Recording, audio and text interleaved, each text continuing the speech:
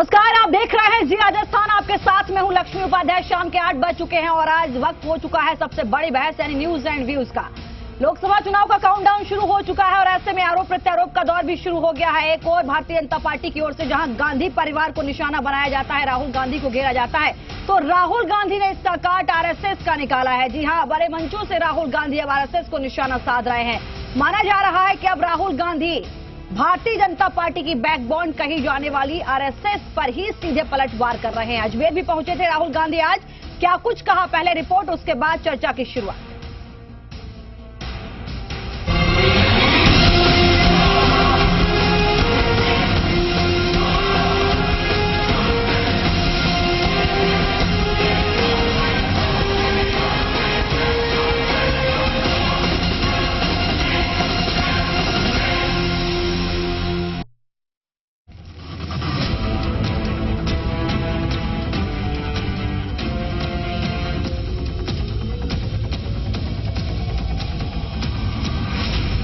RSS से डराएंगे तो सत्ता पाएंगे।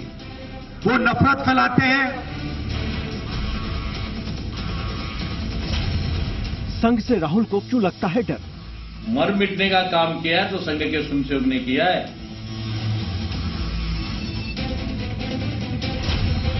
विदेशियों में देश का प्रेम नहीं। कभी भी देश के प्रति, राष्ट्र के प्रति निष्ठा नहीं रख सकता, कभी वो देश का भला नहीं कर सकता। 2019 की जंग जीतने के लिए क्या राहुल गांधी देश की जनता को संघ से डराकर जीतेंगे? ये सवाल इसलिए फिर से उठ रहा है क्योंकि अजमेर में कांग्रेस के सेवा दल के कार्यक्रम में राहुल गांधी ने संघ को नफरत फैलाने वाला संगठन करार दिया। एक तरफ आरएसएस, बीजेपी और दूसरी तरफ कांग्रेस पार्टी की विचारधारा। वो नफरत फैलाते हैं, हम प्यार और मोहब्बत से काम करते हैं। संघ पर राहुल के हमले से तिलमिलाई बीजेपी भला कहां चुप रहने वाली थी। लिहाजा बीजेपी ने भी राहुल के वार पर उसी धार से जवाब दिया। राहुल पर पलटवार करने के लिए बीजेपी के प्रदेश अध्यक्ष मदन लाल सैनी खुद सामने आए। देश के लिए मर मिटने का काम किया है तो संघ के स्वयंसेवक ने किया है। संघ नफरत नहीं फैलाता, कांग्रेस झूठ फैलाती है। और इस देश के विभाजन का कोई दोषी है तो पंडित जवाहरलाल नेहरू है, पंडित दीनदयाल उपाध्याय को। और षड्यंत्र पूर्वक मारने का भी संदेह हमको लगता है। किसने? कांग्रेस पार्टी ने। सैनी के बाद कोटा के रामगंज मंडी से विधायक मदन दिलावर ने भी कांग्रेस पर बयानों के बम फेंके।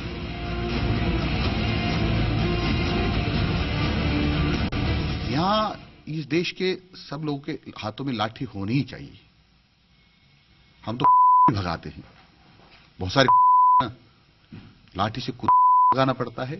चाणक्य जी ने कहा है कि विदेशी महिला के पेट से पैदा होने वाला पुत्र कभी भी देश के प्रति, राष्ट्र के प्रति निष्ठा नहीं रख सकता, कभी वो देश का भला नहीं कर सकता। मतलब साफ है कि 2019 जीतने के लिए नेता कुछ भी करने को तैयार है। कांग्रेस और बीजेपी का निशाना राजस्थान की 25 सीटों पर है। ऐसे में दोनों सारे तीर चलकर मिशन 25 फतह करने की कोशिश में है। लेकिन सवाल है कि क्या इस तरह के बयानों से 2019 में बात बन पाएगी? ब्यूरो रिपोर्ट, जी मीडिया।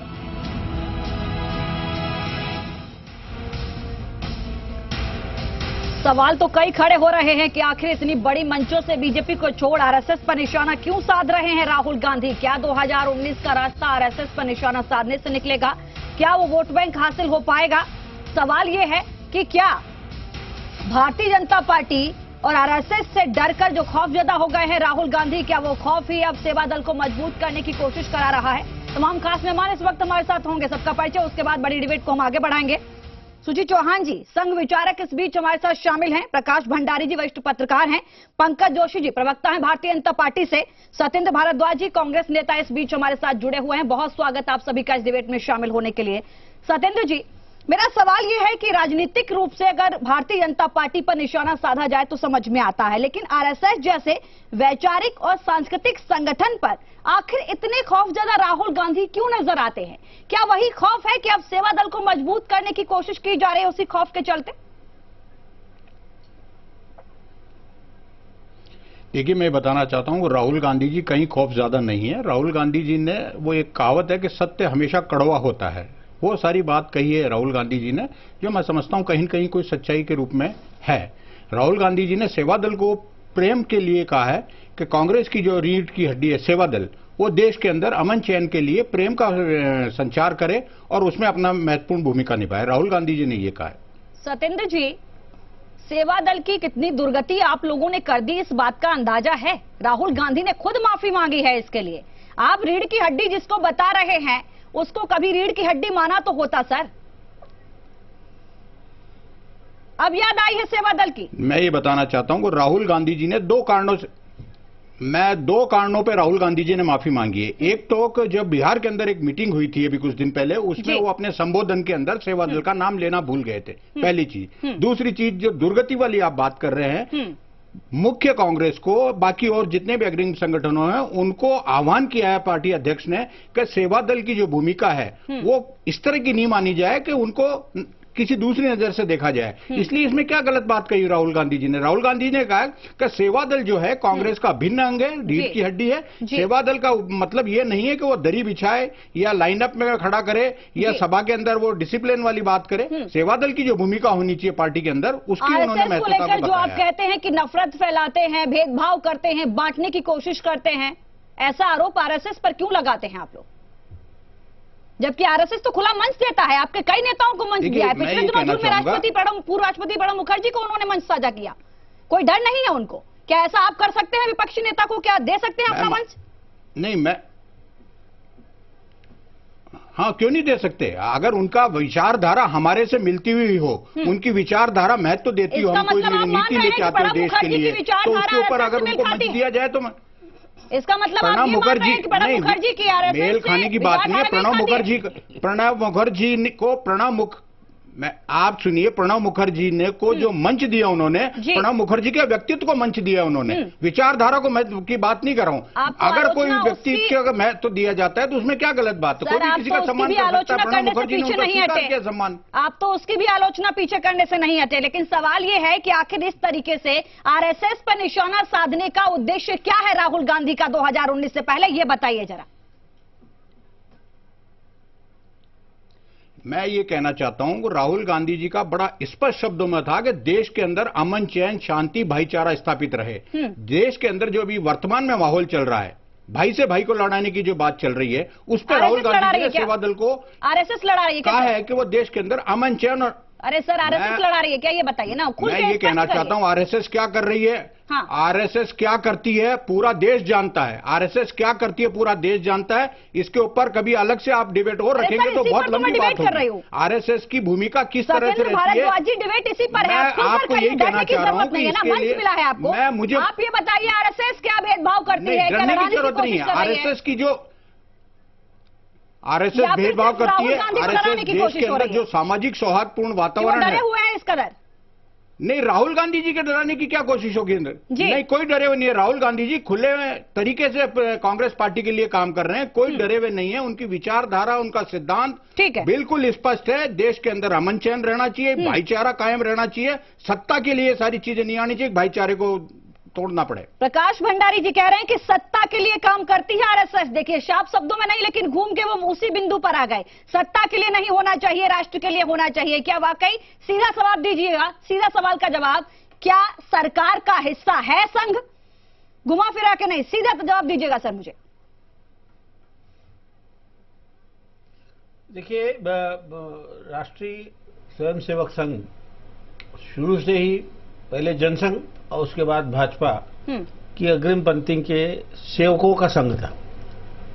अग्रिम पंक्ति के सेवकों का संघ, और इसी में से निकल के लोग भाजपा में भी आए, सत्ता में भी गए, सत्ता में हैं। तो आरएसएस का जो रोल रहा है, जो भूमिका रही है, वो भाजपा के को फायदा पहुंचाने, राजनीतिक फायदा पहुंचाने, उसके लिए संगठनात्मक जो एक ढांचा है उसको तैयारी करने के लिए जी इन सब कामों के लिए वो करती आई है। भाजपा आरएसएस ने ऐसा कुछ नहीं कि उसने सिर्फ भाजपा की ही सेवा की है, बल्कि जब बांग्लादेश से जब जनसंहार हो रहा था, नरसंहार हो रहा था, वहां से जो बांग्लादेश से लोग आए थे उनकी भी सेवा की है जी। और कई बार हमने देखा है कि बाढ़ में प्राकृतिक विपदा आती है, उस समय भी आरएसएस काम करती है। आज अजमेर की सभा के अंदर राहुल गांधी ने ये स्वीकार किया कि कांग्रेस सेवा दल बड़ा ही पार्टी का सबसे उपेक्षित वर्ग है जी, लेकिन अब ऐसा नहीं होगा, उनको सम्मान मिलेगा जी। और उन्हें कांग्रेस की मेन स्ट्रीम से जोड़ा जाएगा। पंकज जोशी जी, ये एक राजनीतिक स्टेटमेंट भी है। ठीक है सर। पंकज जोशी जी, एक राजनीतिक वक्तव्य जी, क्या वाकई सरकार का हिस्सा, और अभी जिस तरीके से आरोप लग रहे हैं, क्या संघ को माना जाए कि सरकार का हिस्सा इस वक्त संघ है, या जब जब भारतीय जनता पार्टी की सरकार बनती है तब तक सरकार में हस्तक्षेप रहता है संघ का? देखिए, मैं आपको दो चीज बड़ी क्लियर कर देना चाहता हूं। सबसे पहले क्लियर चीज यह है कि कांग्रेस सेवा दल की स्थापना कैसे हुई। कांग्रेस सेवा दल की स्थापना कांग्रेस सेवा दल के रूप में नहीं हुई। कांग्रेस सेवा दल की स्थापना हुई आरएसएस के थ्रू, राष्ट्रीय सेवा मंडल। मैं वही कह रहा हूं, मैं वही कह रहा हूं कि क्या सरकार का संगठन से कोई भी लेन-देन है, क्या दखल रहता है संगठन का सरकार में? मैडम जवाब दीजिए। नहीं रखता है, मैं इसीलिए कह रहा हूं आपको कि मैं दो आ रहा हूं ना। अरे मैडम, मैं कह रहा हूं नहीं रखता है। पहली बात, 1962 के अंदर जब हमारा चाइना से युद्ध हुआ, तब क्या भारतीय जनता पार्टी या जनसंघ के प्रधानमंत्री थे क्या? प्रधानमंत्री किसके थे? और उनका राहुल गांधी जी से और सोनिया गांधी जी से क्या संबंध था नेहरू जी का? और नेहरू जी ने जो है 26 जनवरी 1963 को 2 दिन पहले जो है क्या 26 जनवरी 1963 को जो है उनको 2 दिन पहले कहा कि नहीं कहा कि आप तैयार होकर के जो है गणतंत्र दिवस से परेड में आ जाइए। उस दिन हम किस लिए थे? उस दिन कौन सा शासन था हमारा? 1962 रहा हो, गणतंत्र दिवस रहा हो, 65 का सपोर्ट कर रही थी? क्या देश को सपोर्ट कर रही थी कि नहीं कर रही थी? इंदिरा गांधी का मैं ये कह रहा हूं कि क्या देश को सपोर्ट कर रही थी कि नहीं कर रही थी? भूल जाते हैं इतिहास क्या रहा है आरएसएस का, कांग्रेस के नेताओं की करीबी का। 1965 के अंदर 1965 में जब हुआ, नहीं देखिए मैडम, 1965 में जब युद्ध हुआ है ना, तब लाल बहादुर शास्त्री ने जो है दिल्ली की जो है यातायात व्यवस्था और कानून व्यवस्था क्या आरएसएस को दी कि नहीं दी? जवाब दीजिए। उस दिन सरकार किसकी थी? भारतीय जनता पार्टी की या जनसंघ की? और हमने काम किया कि नहीं किया? जब जवाहरलाल नेहरू ने 1963 में गणतंत्र दिवस की परेड में शामिल कराया था 3000 कार्यकर्ताओं को आरएसएस के, उस वक्त क्या आपको लगता था कि आरएसएस ये काम कर रहा है? जी। क्या राहुल गांधी इस इतिहास को एक बार दोहरा के नहीं देखते? मैं ये कहना चाहता हूं कि नहीं, याद नहीं है। मैं एक बात यहां कहना चाहता हूं कि वर्तमान परिप्रेक्ष्य में राहुल गांधी जी ने संघ के बारे में अपनी टिप्पणी और बात कही है। वर्तमान के अंदर जो वर्तमान जो समय में वर्तमान समय में जो संघ अपनी भूमिका निभा रहा है, पहली चीज तो वो है कि वर्तमान समय में जो संघ अपनी भूमिका निभा रहा है उसके ऊपर उन्होंने बात कही है। इस वक्त मैं आप विचारधारा की बात कर रहा हूं। मुझे एक बात बता दीजिए, जैसा कि अभी भंडारी साहब ने कहा कि संघ, मैडम मैं आपको इनके बताता हूं, मैं आपको बेसिकली जो है चीफ ऑर्गेनाइजर है, उन्होंने क्या कहा? कंटिन्यू करिए सर दोनों लोग। मैं कह रहा हूं इनको, चीफ ऑर्गेनाइजर थे महेंद्र जोशी जी। हेलो जी, किसको? बोलिए सर, दोनों बोलिए, अपनी अपनी बात बोलिए। पंकज जी को। जी सतेंद्र जी। मैं ये कह रहा हूं यहां पे कि वो राहुल गांधी जी ने जो आज संघ के बारे में कहा है, वो वर्तमान परिप्रेक्ष्य में जो पिछले कई सालों से देखा जा रहा है उसके ऊपर उन्होंने बात कही है। पहली चीज। दूसरी चीज ये, कितने बयान में आपको सुनाऊं वर्तमान परिप्रेक्ष्य में? मेरी बात कंप्लीट होने दीजिए मैडम, मेरी बात सुनिए पहले, मेरी बात कंप्लीट होने दीजिए। दूसरी बात ये है कि संघ जो behind the curtain Bharatiya Janata party को शासन में लाने के लिए जो हथकंडे अपनाता है, देश की भाईचारे के लिए जो एक खतरनाक साबित होता है, उसके संदर्भ में राहुल गांधी जी ने बात कही है। ठीक है। सुजीत चौहान जी, सवाल ये है कि सवाल आप पर ये खड़े कर रही है अब कांग्रेस के, आप हर हथगंडे को अपनाते हैं सिर्फ भारतीय जनता पार्टी को सत्ता में शामिल करने के लिए, क्योंकि देखिए इस बात से आप नकार भी नहीं सकते, गुजरात में पूरी तरीके से भारतीय जनता पार्टी बैकफुट पर थी। अगर वो 7 सीटें जो आदिवासी क्षेत्र की थी, जिनमें पिछले 10 सालों से आरएसएस ने वहां पर काम किया था, उसका श्रेय कहीं ना कहीं बीजेपी को मिला और तब जाकर सरकार बनी। तो ये तो मत कहिएगा कि राजनीतिक फायदा भारतीय जनता पार्टी को आरएसएस नहीं देती है। लेकिन सवाल ये है कि इस तरीके के सवाल जब खड़े होते हैं, एक और आप कहते हैं कि हम सांस्कृतिक संगठन है, वैचारिक संगठन है, दूसरी ओर इस तरीके के सवाल भी आते हैं।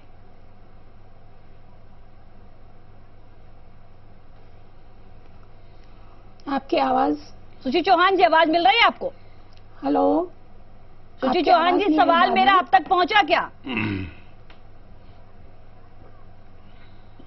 सुची चौहान जी, सुन पा रही हैं आप मुझे? हेलो, ये आवाज फिर कट रही है। चलिए, मेरी कोशिश रहेगी जो भी तकनीकी खराबी है उसको ठीक किया जाए। वापस कट रही है।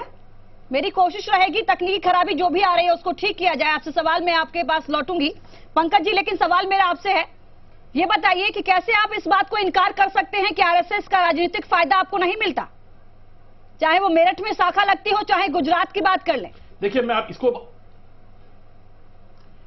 देखिए मैडम, मैं आपको बता देता हूं आपको, हम 1977 में जो है सत्ता में सरकार में थे, जनता पार्टी के साथ सरकार में थे। 1980 के अंदर हम खाली अलग किस चीज के कारण हुए?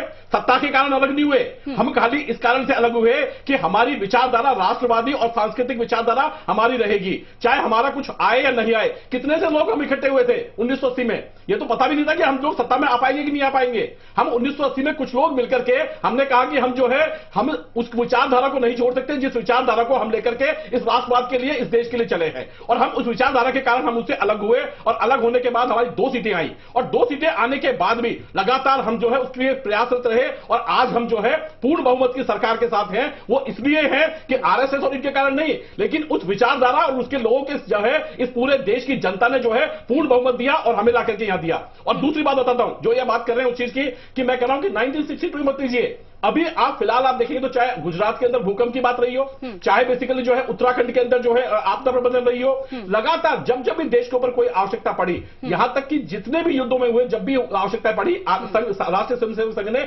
बिना किसी चीज के लिए जो है अपना काम किया। यहां तक कि जो है सेवा भारती ने जब आप जो 58 लोग जो है बेसिकली जो है शरणार्थी लिए, उसमें से 38 आदमी जो थे वो जो है मुस्लिम थे, और 19 जो है उसमें से हिंदू थे। ना कभी जो है वो किसी जाति की बात करती है, ना कभी इसकी बात करती है। हाँ, वो राष्ट्रवाद की बात करती है, राष्ट्रीय संस्कृति की बात करती है। लेकिन इनके यहाँ आप देखिए कि उस सत्येंद्र जी, जिस संस्था का नाम जो है, जिस संस्था का नाम राष्ट्रीय सेवा मंडल था, उसका नाम बदल के कांग्रेस सेवा दल करवा लिया। ठीक है सर, क्या आपको लगता है? मैं एक बात कहना चाहूंगा, पंकज जी ने कहा गुजरात के अंदर भूकंप नहीं, पंकज जी ने जैसा कि एक अपने आप से जनसंघ वाली बात कही कि गुजरात में भूकंप आया जब केवल जनसंघ ने ही काम किया, मतलब आरएसएस ने काम किया। उत्तराखंड में जब प्राकृतिक आपदा हुई तो आरएसएस ने काम किया। मैं इनको बताना चाहता हूं, माननीय मुख्यमंत्री छोड़िए, माननीय मुख्यमंत्री जी अशोक गहलोत उत्तराखंड गए थे, अब सेवा दल के लोग गए थे, माननीय अशोक गहलोत जी गए थे। चिल्लाने से काम नहीं होगा पंकज जी, चिल्लाने से काम नहीं होगा। अशोक गहलोत गए, माननीय मुख्यमंत्री जी बात कर रहे हैं साथ, क्या बात कर रहे हैं? देखा उसको पूरा आपका मुखर आपको जो है आपकी सीटों पर जो आपका राष्ट्रवाद हमें मालूम है किस तरह का राष्ट्रवाद है। मुझे एक बात कर रहे हैं, आपका राष्ट्रवाद पूरा देश जानता है, आपका राष्ट्र पूरा देश जानता है। इस देश को आपने किस जगह खड़ा कर दिया? 5 साल के अंदर देश का नागरिक ये महसूस कर रहा है। मैं अभी भी एक बात कहना चाहता हूं, उनका आवाज पहुंचेगी तो जवाब आने दीजिए। सुची जी, क्या आप सुन पा रही हैं? मुझे आवाज पहुंच रही है आप तक मेरी? जी। कांग्रेस के तमाम आरोपों को आप कैसे देख रही हैं? क्योंकि आरोप ये लग रहे हैं कि आरएसएस अब सत्ता में बीजेपी को लाने के लिए सारे हथगंडे अपनाती है, और यही वजह है कि अब साफ तौर पर साफ हो गया है आईने की तरह कि बीजेपी की बैकबोन कहीं जाने लगी है आरएसएस। शाखाएं लगाई जाती हैं तो उसका सीधा फायदा मिलता है बीजेपी को। आरएसएस के कार्यकर्ता ही होते हैं जो घरों से निकाल कर लाते हैं वोटर को और बूथ तक पहुंचाते हैं, किसी से छुपा हुआ नहीं है। जवाब दीजिए इस बात का। देखिए, सबसे पहली बात जो राहुल गांधी ने कही है कि हमारा सेवा दल आरएसएस से अच्छा है, तो संघ जो है वो अपने को बड़ा बताने के लिए अपनी लाइन को बड़ा करता है, किसी की लाइन को काटता नहीं है। दूसरी बात, संघ सर्वे भवन्तु सुखिना पर विश्वास रखता है, अर्थात सभी सुखी रहें। संघ जाति या मजहब के आधार पर किसी तरीके का भेदभाव नहीं करता। प्रत्येक स्वयंसेवक का एक ही धर्म है और वो है राष्ट्र धर्म। जो कोई भी इस राष्ट्र धर्म को मानता है उसका संघ में स्वागत है। अब इस तरीके से देखा जाए तो संघ जो है वो पूरी तरीके से एक सांस्कृतिक संगठन है। अब जो कोई इस भावना से जुड़ा हुआ है उसका किसी भी तरीके से अगर राजनीतिक फायदा मिलता है किसी पार्टी को तो उसमें संघ का सीधा कोई लेना देना नहीं है। सुची जी, जैसा कि कांग्रेस कहती है, क्या संघ का राजनीतिक फायदा बीजेपी को नहीं मिलता? देखिए, जो मैंने बताया ना, जो राष्ट्र धर्म को मानता है वो संघ का स्वयंसेवक है, या हर संघ का हर स्वयंसेवक राष्ट्र धर्म की पालना करता है। अब इस आइडियोलॉजी के साथ में जो कोई भी राजनीतिक संगठन है या कोई भी संगठन है काम करता है, हर स्वयंसेवक उसके साथ में है, चाहे वो कांग्रेस है, चाहे बीजेपी है, चाहे कोई भी पार्टी है। उसके लिए ये बिल्कुल स्पेसिफाई नहीं कर सकते या कांग्रेस ये मानती है कि वो राष्ट्र धर्म का पालन नहीं करती, या वो राष्ट्र को जो है वो किस तरीके से देखती है। तो 2 सेकंड में जवाब दीजिए सर, बाकी मेहमान। संघ जो है वो पूरी तरीके से। सूची जी के सवाल का 2 सेकंड में सर जवाब दीजिए।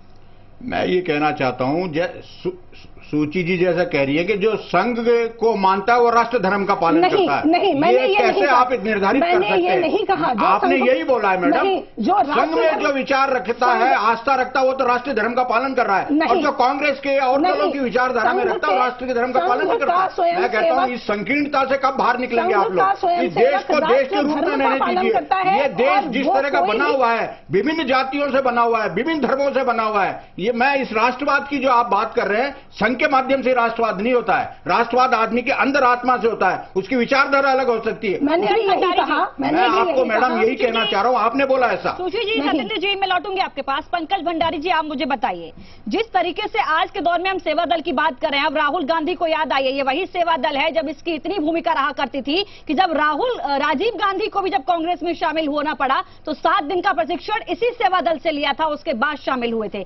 आज उस सेवा दल की क्या हालत है हम सबके सामने है। क्या माना जाए कि कांग्रेस के बड़े नेताओं को एक ये भी डर रहा कि कहीं भी कोई सेवा दल से निकला हुआ नेता अपनी दावेदारी ना ठोक दे गांधी परिवार के आगे? ये भी एक डर रहा जिसके चलते इसको वेंटिलेटर पर डाल दिया गया अब तक। और अब याद आ रही है कि हाँ, बहुत जरूरी हो जाता है संगठन का होना। सेवा दल की जो भूमिका रही है, सेवा दल की जो भूमिका रही है, वो जिस तरह से आरएसएस भाजपा को संगठनात्मक ढांचा प्रदान करती है जी। एक बहुत बड़ी संख्या के अंदर स्वयंसेवक की सेवाएं देती है।